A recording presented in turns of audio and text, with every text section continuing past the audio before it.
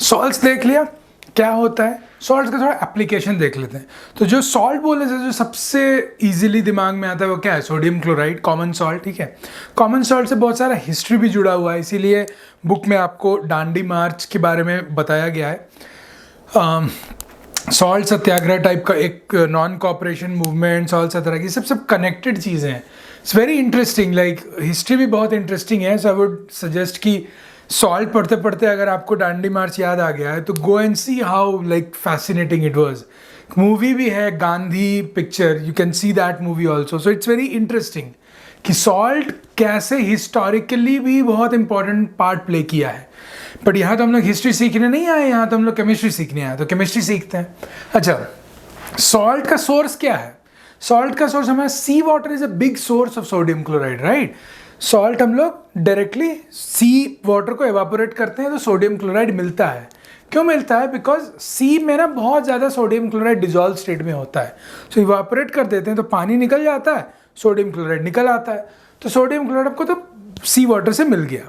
Now can you use that sodium chloride that you are almost getting for free और very cheap to make those substances which are not free, which are not cheap, which are expensive, जिसका बहुत ज़्यादा industry में use है?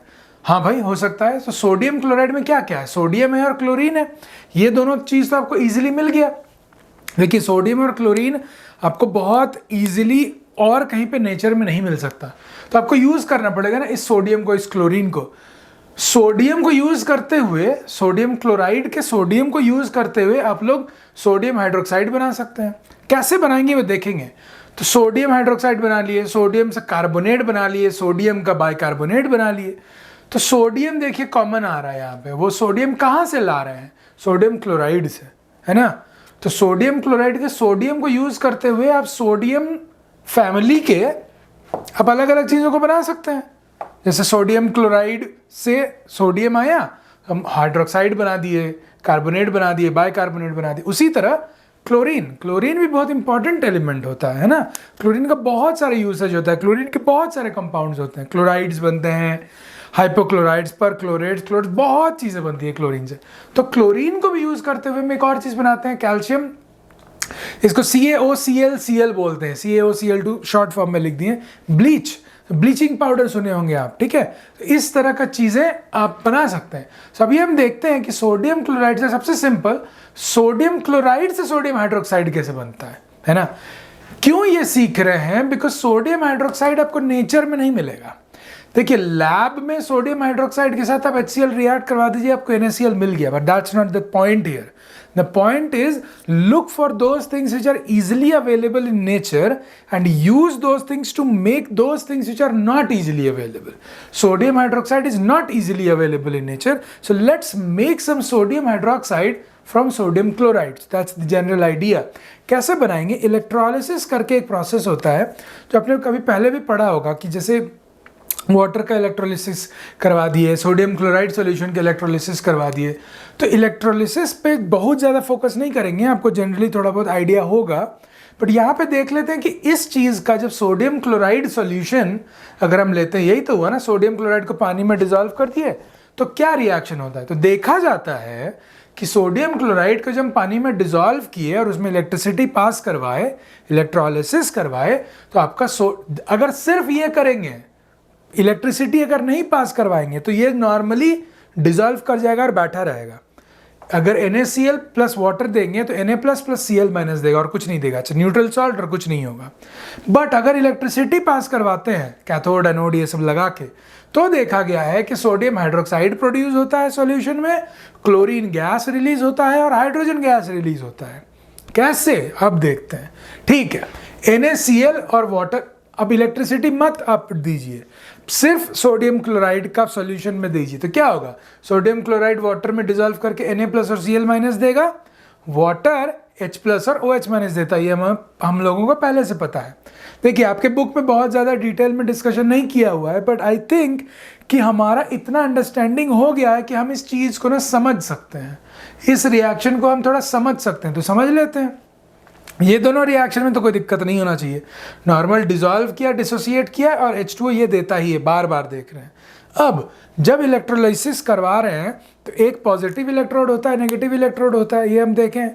अब हमेशा confusion ये हो जाता है कि एनोड एक होता है, कैथोड एक होता है। तो बैटरी में और इलेक्ट्रोलाइटिक सेल में थोड़ा सा डिफरेंस हो जाता है, प्लस माइनस का जो साइन है ना चेंज हो जाता है। तो हमेशा कंफ्यूजन होता है कि एनोड पॉजिटिव है कि नेगेटिव है, कैथोड पॉजिटिव है कि नेगेटिव है, ये तो चेंज हो जाता है दोनों में, बैटरी में और इलेक्ट्रोलाइटिक सेल में। कैसे दिमाग में रखेंगे कौन क्या है, सब भूल जाइए। ये बस दिमाग में रखिए कि एनोड में हमेशा ऑक्सीडेशन होगा और कैथोड में हमेशा रिडक्शन होगा, ये कॉमन है। रिडक्शन हमेशा कैथोड पे होगा, चाहे वो प्लस टर्मिनल पे जुड़ा हो या माइनस टर्मिनल पे, बैटरी हो या इलेक्ट्रोलाइटिक सेल हो।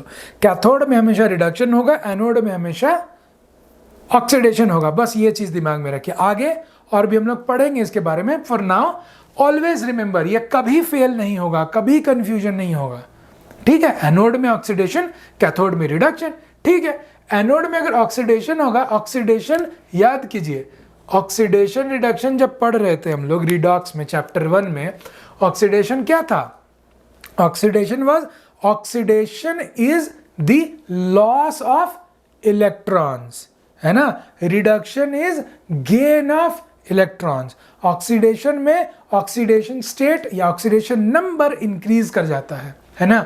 तो यहाँ पे अगर ऑक्सीडेशन करवाना है, हमको ये पता है कि oxidation is loss of electrons, है ना। Oil rig, oxidation is loss of electrons and reduction is gain of electrons, है ना।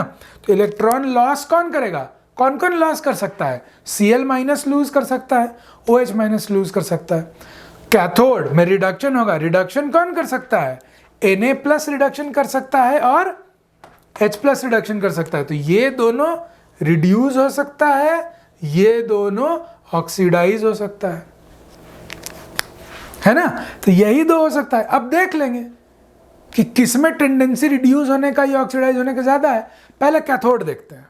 कैथोड में क्या क्या जा रहा है आपको? कैथोड के पास कैथोड के पास दो आयन पहुंचा, Na पहुंचा और H पहुंचा। फिर याद कीजिए metal reactivity series, sodium plus में रहने का कोशिश करता है या H प्लस में रहने का कोशिश करता है? हमेशा सोडियम प्लस में रहने का कोशिश करता है ना, because sodium is more reactive.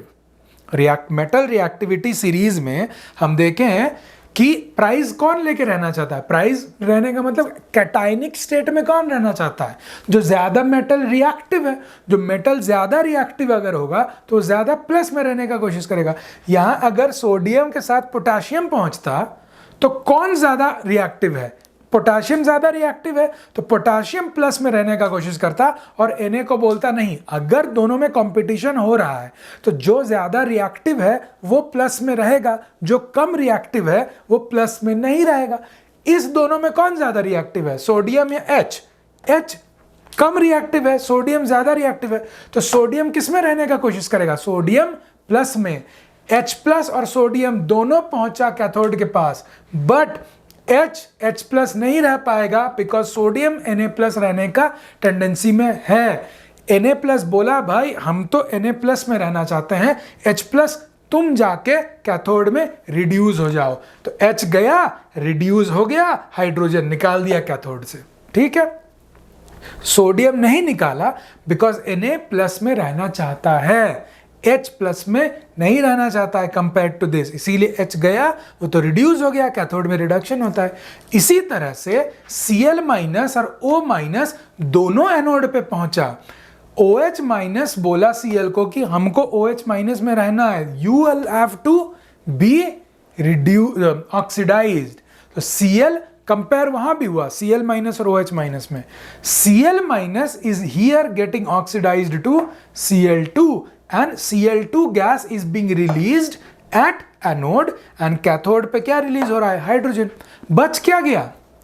Cl minus और H प्लस तो अपना अपना काम करके निकल गया, बच क्या गया? Na प्लस बच गया और OH माइनस बच गया। तो सॉल्यूशन में क्या रह गया? NaOH। है ना। अब ये वाला चीज को ब्राइन बोल के निकाल दिए। ब्राइन मतलब हाई कॉन्सेंट्रेशन ऑफ एनीथिंग, तो ये सोडियम हाइड्रोक्साइड हाई कॉन्सेंट्रेशन में है, तो आपका ये भी प्रोड्यूस हो गया, ये भी प्रोड्यूस हो गया, और आपका सोडियम हाइड्रोक्साइड बना। हम सोडियम हाइड्रोक्साइड को निकाल लिए, वही तो आपका सोडियम हाइड्रोक्साइड हो गया, है ना। सोडियम हाइड्रोक्साइड तो वाटर में ही रहता है, तो ये निकल गया ब्राइन। आपने 3 चीज प्रोड्यूस करवा दिया।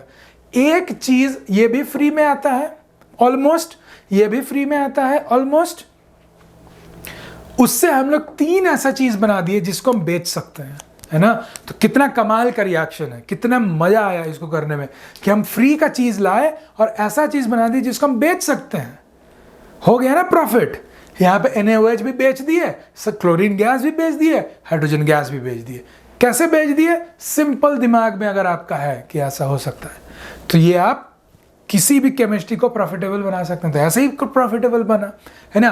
फिर अगला हम लोग देखते हैं कि ये है आपका बेकिंग सोडा, फिर ये आपका है वॉशिंग सोडा। ये दोनों का हम लोग देखते हैं कि NaCl से कैसे प्रोड्यूस करते हैं, या हम लोग ये देखेंगे कि उन सब का यूज भी क्या है। ठीक है, चलिए।